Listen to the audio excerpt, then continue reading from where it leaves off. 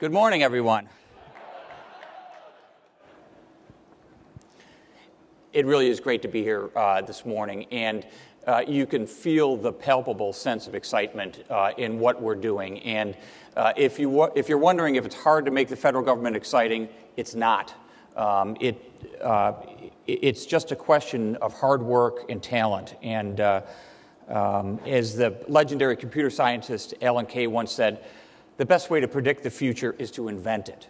And I think in different ways we're all involved in that right now. I know that many of you here today in both the public and private sector have taken that mission to heart, and I thank you for it. You're finding new ways for technology to make our lives better, to help us work smarter, and to tackle the challenges that we face today in healthcare, financial reform, education, transportation, and other fields. Technology is literally transforming our daily lives at home and at work. And now we're opening up a new frontier for technology to transform how government works, and in this case, the federal government. It's great that President Obama has set a high bar for all of us in the administration to harness the power of technology as a way to strengthen our democracy by making government more transparent, more participatory, and more collaborative. He's charged us, and in fact compelled us, to work together across departmental lines in partnership with the private sector to create an unprecedented level of openness, to promote greater efficiency, and above all, to win the public's trust. The U.S. Department of Transportation has been working hard to implement the principles of Government 2.0. Our mission demands no less. Americans are calling for more affordable, more efficient, more sustainable options about how to get from one place to another. They're asking, in transportation terms, for investment in more transit, commuter rail, light rail. They're asking for policies that'll bring affordable housing in closer proximity to good schools and good jobs.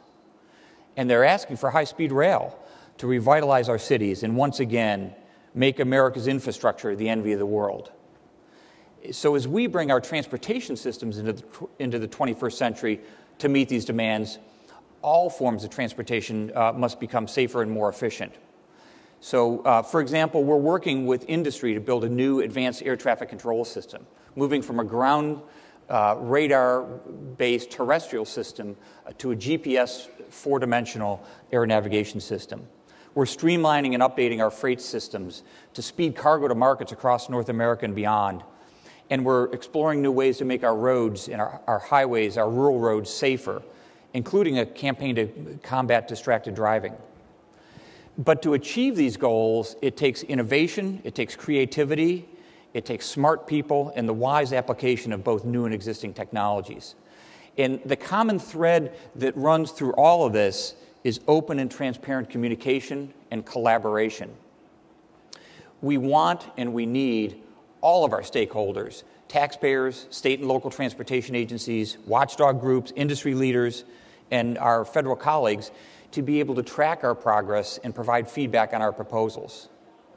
So what this calls for is a sea change in our culture at the Department of Transportation and across government. The era of government as a big black box, a puzzle palace, is drawing to a close. In its place, we're taking advantage of the latest generation of information technology to make our vast store of data and information available and intelligible and usable to the public.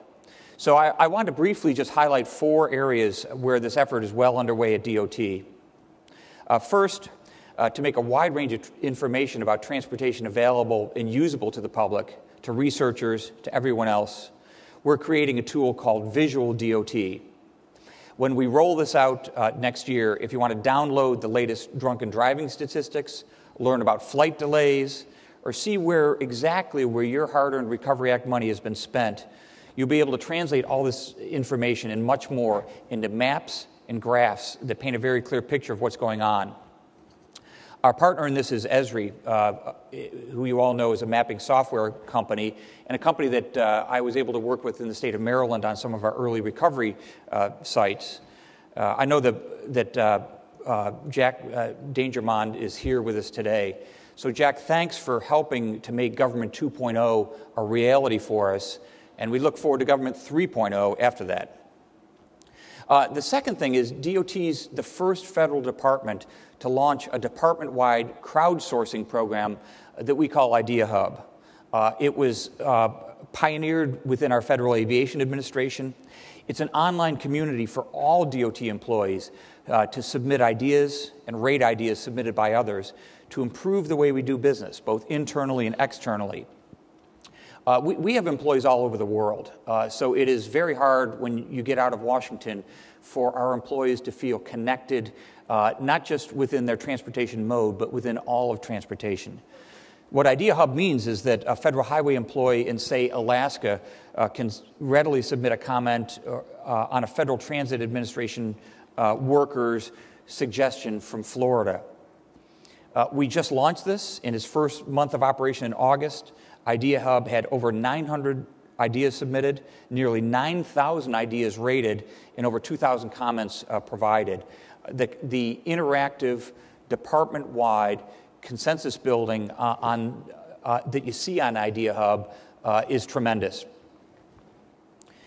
The third thing is one of our most successful consumer outreach campaigns is on the dangers of distracted driving. You all have heard Secretary LaHood talking about it. A key tool in this campaign, this crusade, maybe it's a jihad, has been our website, distraction.gov. It's managed by our National Highway Traffic Safety Administration. It's actually a very popular website.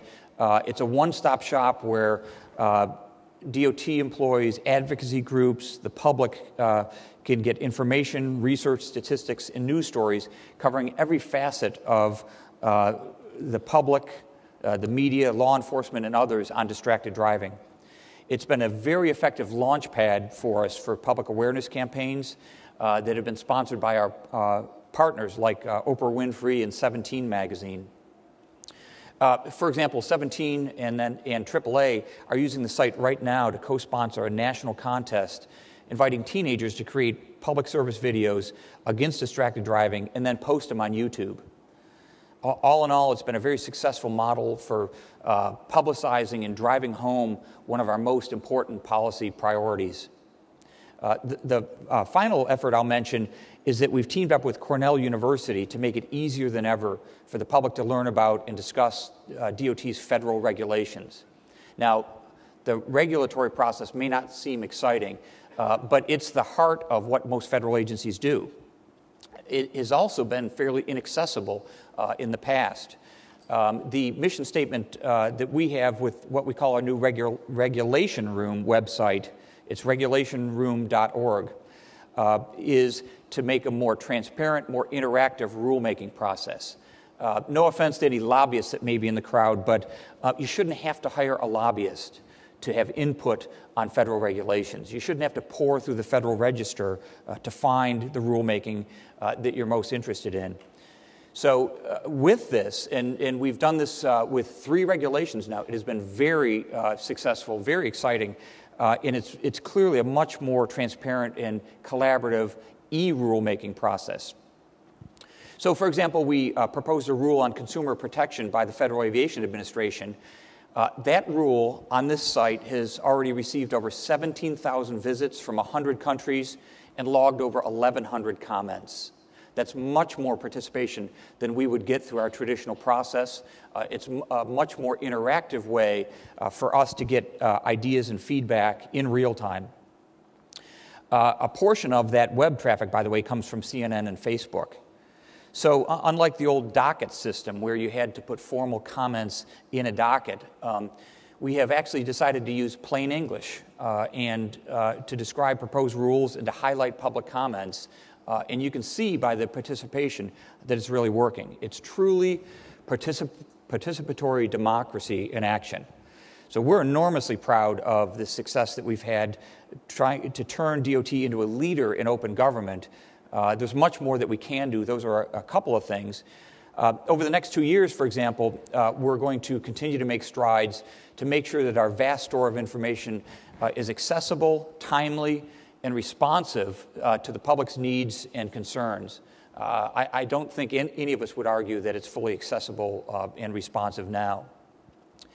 And if you have fresh ideas, and I certainly hope you will, to help us achieve our objectives, contact our open government team here at DOT.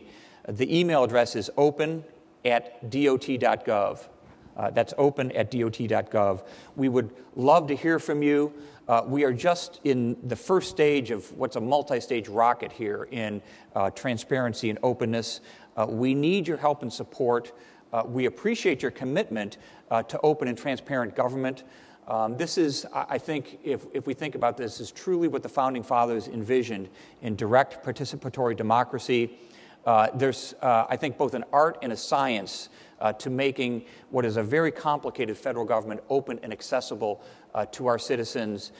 There's no greater challenge and no more important endeavor that we're embarking on. Thanks in advance for your help, and please jump in and help us. Thank you.